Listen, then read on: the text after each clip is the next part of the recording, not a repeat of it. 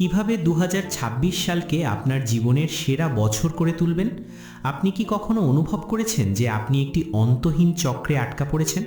আপনার ইচ্ছে আছে অনেক কিছু করার, হয়তো ওজন কমানো, একটি নতুন ব্যবসা শুরু করা কিংবা কোনো খারাপ অভ্যাস ত্যাগ করা। কিন্তু প্রতিবারই আপনি মাঝপথে গিয়ে ব্যর্থ হচ্ছেন।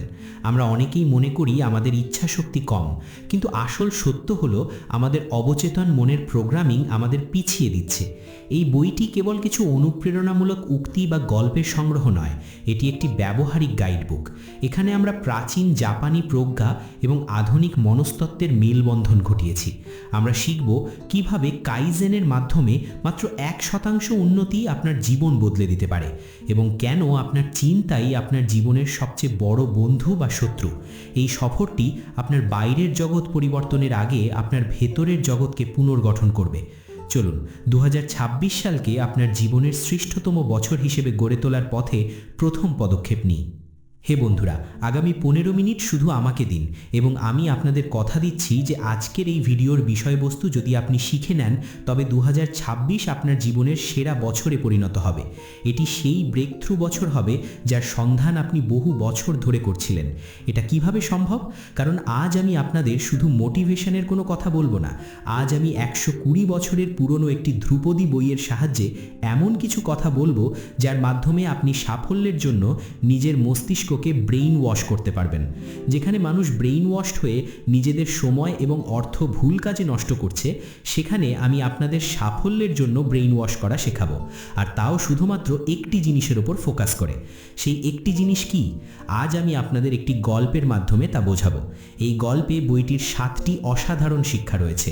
এই 7টি বিষয় যদি আপনি বুঝে যান, তবে আপনি সচেতন স্তরে নয় বরং অবচেতন স্তরে নিজেকে সাফল্যের জন্য তৈরি করতে পারবেন। আপনি নিজের এমন প্রোগ্রামিং করে ফেলবেন যা ২০২৬ সালে আপনাকে সাফল্যের দিকে নিয়ে যাবে। বরাবরের মতোই সেই একটি জিনিস এবং 7টি শিক্ষা আমি গল্পের আকারে বলবো, যাতে দীর্ঘ সময় আপনার মনে থাকে। চলুন শুরু করা যাক। অর্জুন নামে একটি ছেলে ছিল যার দুনিয়ায় কেউ ছিল না। কোনো কারণে সে সিদ্ধান্ত নিল যে সে জঙ্গলে গিয়ে থাকবে। সে গভীর জঙ্গলে গিয়ে থাকতে শুরু করলো। সেখানে সবুজ গাছপালা এবং পাহাড় ছিল, যেগুলোতে গুহাও ছিল। মাঝে মাঝে সে সেই গুহাতেই রাত কাটাতো। অর্জুন খুব বেশি বুদ্ধিমান বা শক্তিশালী ছিল না, কিন্তু তার কাছে একটি খুব সুন্দর জিনিস ছিল। তা হলো একটি সুশৃঙ্খল মন এবং একটি শক্তিশালী চরিত্র। তার চরিত্র এমন ছিল যা সবাই খুব পছন্দ করত।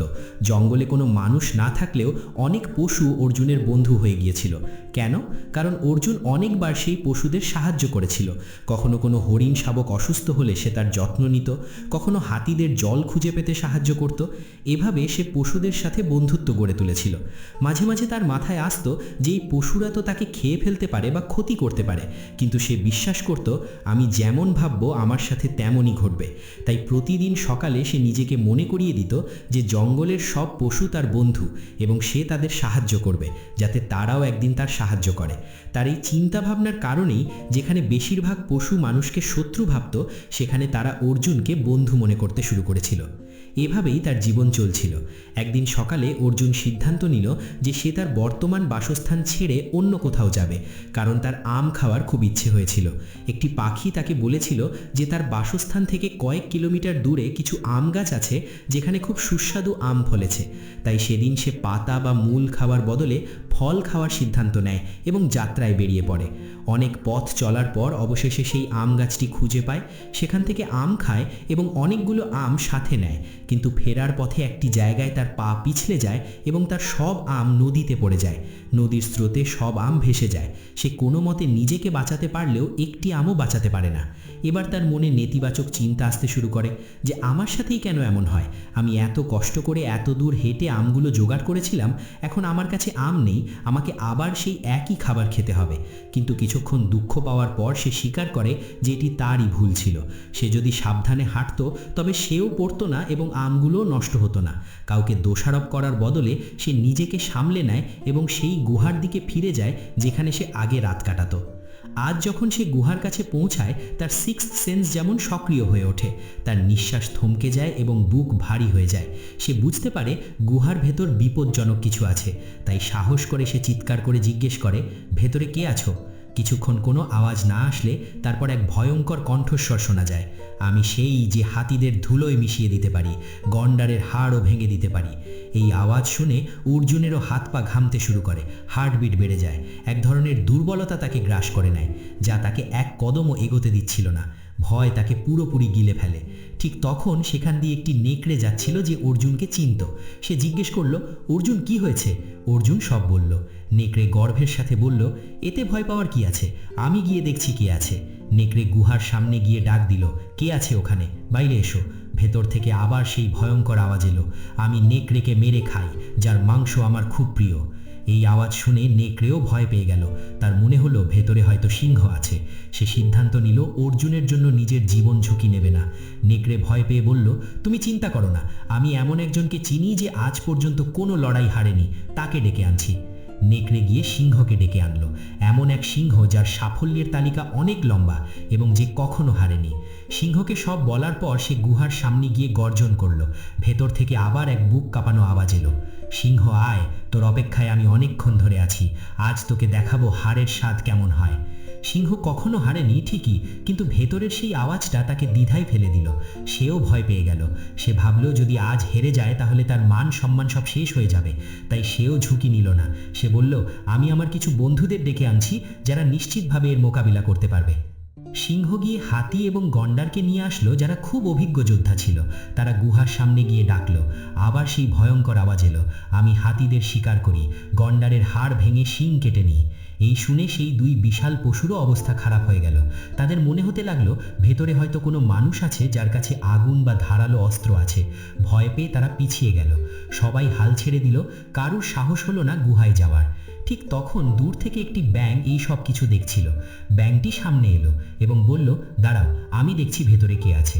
সবাই অবাক হয়ে গেল যে একটি ছোট্ট ব্যাঙ কি করবে, কিন্তু ব্যাঙটি ছিল একদম শান্ত। সে গুহার সামনে গেল। দেখুন বন্ধুরা, আপনি যদি এই গল্পটি লক্ষ্য করেন তাহলে দেখবেন এই সব শক্তিশালী পশুর মাথায় একটি জিনিসই কাজ করছিল যা তাদের হারিয়ে দিয়েছে, সেটি হলো চিন্তা। এই বইটিতেও বিস্তারিত বলা হয়েছে যে কিভাবে আপনার চিন্তা আপনাকে বাস্তবে হারার আগেই হারিয়ে দেয়। বাস্তবে কিছু ঘটুক বা না ঘটুক, আপনার নেতিবাচক চিন্তা আপনার জীবনে ভয় হয়ে দাঁড়ায়, যা আপনাকে পদক্ষেপ নিতে দেয় না। আমি এই গল্পের মাধ্যমে এই বইটির শিক্ষাই আপনাদের বোঝাতে চেয়েছি। ইতিমধ্যেই আমি 6টি বিষয়ে গল্পের মাধ্যমে বলেছি, যা আমি সামনে ব্যাখ্যা করব। আপনার চিন্তা ভাবনা এই 6টি বিষয়ের উপর প্রভাব ফেলে। মোট 7টি বিষয় আছে, যার শেষটি ব্যাঙের মাধ্যমে বোঝা যাবে। যদি আপনি এই বইটির বিস্তারিত সারমর্ম জানতে চান এবং নিজের চিন্তা নিয়ে কাজ করতে চান, তাহলে সামারি বোর্ডে আমি বিস্তারিত আলোচনা করেছি। কিভাবে নিজের চিন্তা ইতিবাচক করবেন। গল্পে ফিরে আসি। যখন মনে হচ্ছিল সব আশা শেষ, তখন ব্যাঙটি সামনে এলো। ব্যাঙটি ছোট হলেও তার স্থৈর্য বা শান্ত ভাব অনেক বেশি ছিল। সে কোনো কাল্পনিক ভয় বা আতঙ্কে না ভুগে সরাসরি গুহার সামনে গিয়ে বলল, ভেতরে যে আছো বাইরে এসো, আমার মোকাবিলা করো। আবার সেই ভয়ঙ্কর আওয়াজ এলো, কিন্তু ব্যাঙ ভয় পেল না। তার মাথায় কোনো নেতিবাচক চিন্তা নেই। সে আবার বলল, বাইরে এসো, না হলে আমরা সবাই ভেতরে ঢুকবো। এই কথা বলার সাথে সাথে ভেতরের কণ্ঠস্বর কিছুটা থমকে গেল। ধীরে ধীরে ভেতর থেকে একটা জিনিস বেরিয়ে এলো, যার ছায়া অনেক বড় মনে হচ্ছিল, কিন্তু সামনে আসতেই সবাই দেখল সেটি একটি ছোট ইঁদুর। আসলে গুহাটি এমনভাবে তৈরি ছিল যে সেখানে ইঁদুরের ডাক প্রতিধ্বনিত হয়ে অনেক জোরে শোনা যাচ্ছিল, আর অন্ধকারের কারণে তাকে দেখা যাচ্ছিল না। সবাই বুঝতে পারল সবচেয়ে বিপজ্জনক জিনিসটি পশুর ভেতরে থাকা তাদের একটা চিন্তা ছিল। ইঁদুরটি খুব লজ্জিত ছিল। সে বলল, আবহাওয়া খারাপ দেখে সে গুহায় লুকিয়েছিল, কিন্তু যখন সে অর্জুনকে দেখেছে সে ভয় পেয়েছে যে অর্জুন তাকে মেরে ফেলবে বা খেয়ে ফেলবে, তাই সেই আওয়াজ করছিল। সে ক্ষমা চাইল। অর্জুন হেসে বলল, আমি তো তোমার বন্ধু, আমি পশুদের খাই না। ওখানে উপস্থিত সবাই বুঝতে পারল যে আসলে তাদের একমাত্র শত্রু ছিল তাদের নিজেদের চিন্তা। আপনি জানেন, গুহা থেকে আসা সেই ভয়ঙ্কর আওয়াজের মতো আপনার মনেও বারবার কোনো আওয়াজ আসে যখন আপনি নতুন বিজনেস শুরু করতে চান বা কন্টেন্ট বানাতে চান। সেই আওয়াজ বলে, তুই পারবি না, তোর কাছে রিসোর্স নেই। মনে রাখবেন, এগুলো আর কিছুই নয়, শুধুমাত্র আপনার চিন্তা। 2026 সালে যদি নিজেকে সাফল্যের জন্য তৈরি করতে চান, তাহলে নিজের চিন্তার উপর কাজ করুন। যতটা সম্ভব ইতিবাচক চিন্তা আনা শুরু করুন। ইতিবাচক চিন্তা মানে অন্ধের মতো সবকিছু ভালো ভাবা নয়, বরং খারাপ পরিস্থিতিতেও নিজের উন্নতির পথ খুঁজে নেওয়া। এই বইটিতে 7টি চ্যাপ্টার আছে। প্রথমটি হলো আপনার চিন্তা আপনার চরিত্র গঠন করে, যেমন অর্জুনের হয়েছিল। দ্বিতীয়ত, আপনার চিন্তা আপনার পরিস্থিতি তৈরি করে, আমের ঝুড়ি হারিয়ে যাওয়ার পর অর্জুন ভেঙে না পড়ে গুহার দিকে এগিয়েছিল। তৃতীয়ত, অর্জুনের মনে যখন নেতিবাচক চিন্তা আসছিল তার স্বাস্থ্যের ওপরও প্রভাব ফেলেছিল। চতুর্থত, চিন্তা অনেক সময় আপনার উদ্দেশ্য ঠিক করে দেয়। নেকড়ে নিজের জীবন ঝুঁকি নেয়নি কারণ তার উদ্দেশ্য শক্তিশালী ছিল না। পঞ্চমত, চিন্তা আপনার সাফল্য বা অর্জনকে নাড়িয়ে দিতে পারে। সিংহের অনেক অর্জন থাকলেও ভয়ের কারণে সে এগোতে পারেনি। ষষ্ঠত, চিন্তা আপনার লক্ষ্য বা দৃষ্টিভঙ্গির সাথে যুক্ত। যদি আপনার দৃষ্টিভঙ্গি নেতিবাচক হয় তবে আপনি ইতিবাচক কাজ করতে পারবেন না। সপ্তম বিষয়টি হলো স্থৈর্য বা প্রশান্তি। ব্যাঙের চিন্তা শান্ত ছিল বলেই সে পরিস্থিতির মোকাবিলা করতে পেরেছে। এই 7টি শিক্ষা বইটিতে খুব সুন্দর করে বলা হয়েছে। সব কিছুর শুরু হলো আপনার চিন্তা। সাফল্য কোনো গন্তব্য নয়, এটি একটি নিরন্তর প্রক্রিয়া। এই বইটি পড়া শেষ করা মানেই কাজ শেষ নয়, বরং এটি আপনার নতুন জীবনের সূচনা। এখন সময় এসেছে নিজের ওপর কাজ করার। আপনি কি প্রস্তুত আপনার শ্রেষ্ঠ সংস্করণটি পৃথিবীর সামনে তুলে ধরতে?